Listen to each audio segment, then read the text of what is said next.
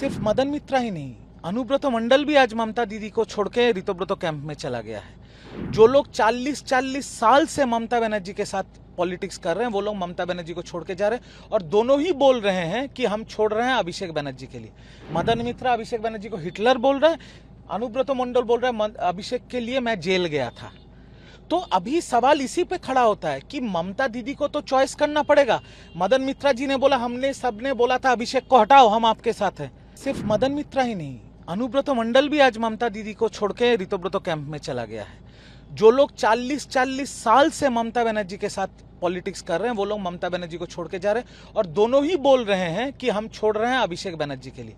मदन मित्रा अभिषेक बनर्जी को हिटलर बोल रहा है, अनुब्रत मंडल बोल रहा है अभिषेक के लिए मैं जेल गया था। तो अभी सवाल इसी पे खड़ा होता है कि ममता दीदी को तो चॉइस करना पड़ेगा। मदन मित्रा जी ने बोला, हमने सबने बोला था अभिषेक को हटाओ, हम आपके साथ हैं। ममता दीदी अभिषेक को सचिन तेंदुलकर समझ रहे हैं, बट है वो पाड़ा का पोल्टू। अब ममता दीदी को कौन समझाने जाएगा? पोल्टू से नहीं हो पाएगा। अब ममता दीदी शायद उसको बचा रहे हैं क्योंकि पूरा इतना साल का जो भ्रष्टाचार का पैसा अभिषेक उठाया है, ये इसका तो नॉलेज सिर्फ उसी के पास है ना कि देश में विदेश में कहाँ क्या रखा हुआ है। तो शायद इसीलिए आज तो ममता दीदी पार्टी के बारे में नहीं सोच रही है। आज तृणमूल रहे ना रहे, तृणमूल भाड़ में जाए, अभिषेक सुरक्षित रहना चाहिए। आज अभिषेक बनर्जी को जो पुलिस प्रोटेक्शन मिला है, हर एमपी को मिलता है, क्यों ऐसा वीआईपी प्रिविलेज मिल रहा है? यहां सवाल यहां पर हो रहा है। कोई नहीं रहेगा कालीघाट तृणमूल में, कोई नहीं रहेगा दीदी के साथ। मदन मित्रों अनुब्रत मंडल जब छोड़ सकता है, बाकी जो 2-3 हैं वो भी कुछ दिनों में इधर उधर चले जाएंगे। 21 जुलाई होने वाली 21 जुलाई की सभा टीएमसी के लिए हमेशा से ही बहुत इंपॉर्टेंट रहती है। इस बार लेकिन देखा जा रहा है कि टीएमसी के 2 गुट अलग अलग जगहों पर 21 जुलाई की स्मरण सभा या शहीद दिवस कुछ भी बोलिए मना रहे हैं। रितु का कहना यह है कि मंच पे कोई भी सेलिब्रिटी नहीं रहेगा, नाच गाना नहीं होगा। ममता बनर्जी का कहना है कि मैं जो टीएमसी हूँ, उन्हें कार्यक्रम करने नहीं दिया जाता, रैली नहीं करने दी जाती। अल्टीमेटली कोर्ट जाना पड़ा उन्हें और बिरला प्लेनेटोरियम के पास में उन्हें जगह दी गई। पहले मुझे आप एक चीज बताइए कि सही 21 जुलाई कितने शहीद दिवस हो रहे हैं कलकत्ता में? कांग्रेस कर रहा है, ममता बनर्जी कर रही है, ऋतुव्रत तृणमूल कांग्रेस कर रहा है, एनसीपीआई भी करेगा बोल रहा है।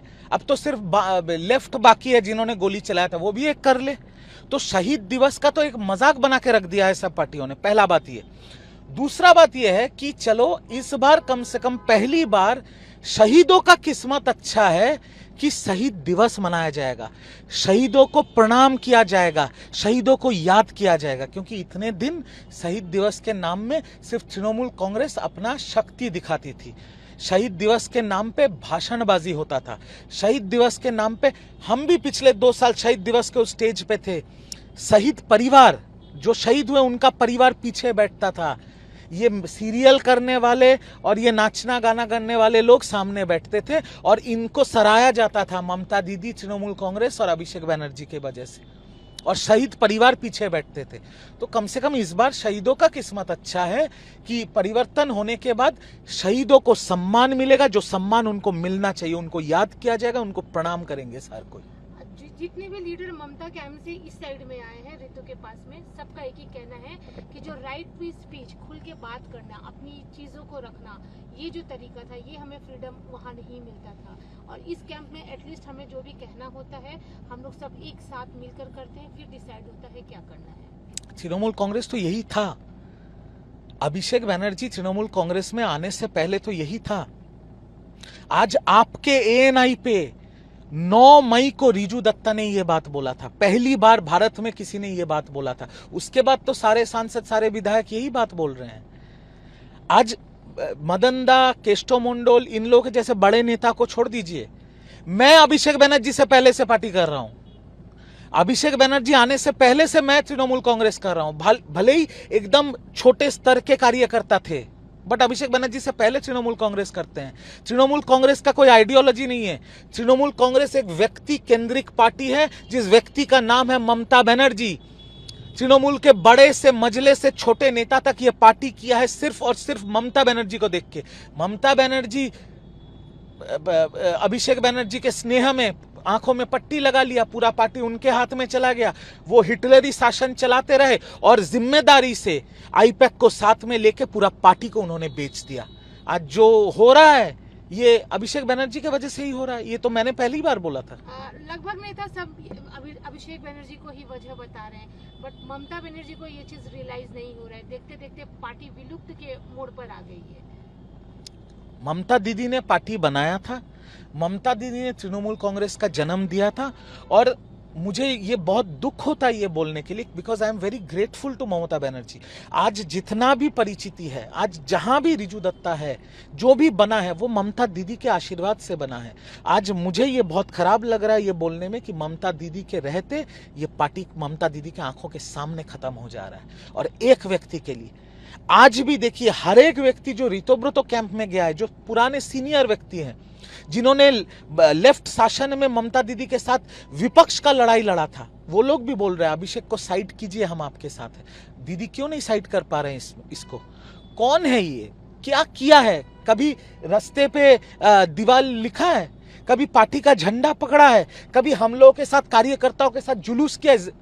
पार्टी के पहले दिन से तो सिर्फ जीप में खड़े होकर हाथ हिलाया है, फिर पार्टी में घुसते ही बिना पार्टी के एमपी का टिकट, और शुभेंदु अधिकारी जो बंगाल के मुख्यमंत्री, शुभेंदु अधिकारी को हटा के यूथ के प्रेसिडेंट बन गए। बताइए, आज शुभेंदु अधिकारी मुख्यमंत्री है और इनको कभी कोर्ट, कभी सीबीआई, कभी ईडी, कभी सीआईडी ये करना पड़ रहा है। कोर्ट के भारी फटकार के बाद आखिरकार आज वो निकले और उन्होंने अपनी आवाज का टेस्टिंग करवाया। मैं तो ये जानना चाहता हूँ, आवाज का टेस्टिंग करवाया कैसे? गाना गाया कि डीजे जो डायलॉग दिया था डीजे वाला वो जाके बोले? और सबसे बड़ा सवाल ये कि इतने दिन गए क्यों नहीं? मैं तो इस बात से हैरान हूं कि जो व्यक्ति ये बात बोला था, और इसी डीजे वाले केस में मेरे को सीआईडी ने बुलाया था विटनेस के तौर पे, मैंने जाके बाकायदा वीडियो रिकॉर्डिंग के सामने मैंने सीआईडी को अपना बात रखा। मैं तो उस दिन भी सीआईडी को बोला, जब मुझे पूछा गया था, मैं हर सवाल नहीं बोल सकता कि अभिषेक बनर्जी क्यों नहीं आ रहे। मेरा सवाल तो यही था कि जो बात उसी व्यक्ति ने कहा है, सार्वजनिक मंच से कहा है, मीडिया के सामने कहा है, जो पार्टी का ऑफिशियल सोशल मीडिया हैंडल से जिसका प्रचार हुआ है, तो वे व्यक्ति क्यों नहीं जाके अपना वॉइस सैंपल दे रहे हैं? शायद और बाकी जो केसेस हैं जहां पर कुछ वॉइस सैंपल्स है, शायद वहां पर मैचिंग हो जाएगा, और मैचिंग हो जाने से तो फिर दिक्कत बढ़ जाएगी। एक और चीज है, ममता बनर्जी लाइव आई थी आज, उन्होंने एक बार फिर से पुलिस को ही टारगेट किया, बोला बीजेपी का होकर काम कर रही है। अपनी हार को लेकर फिर से उन्होंने यही कहा कि मैं हारी नहीं, हमें हराया गया है। अल्टीमेटली उनका अभी तक वो जो मोड है वहीं पे अटका हुआ है। मुझे खराब लगता है दीदी के लिए, खराब लगता है। एक इंग्लिश में कहावत है, if an ostrich puts her head in the sand does not mean there is a storm brewing outside. तो दीदी अभी घर पे है, दीदी का आंदोलन सिर्फ फेसबुक लाइव पे है।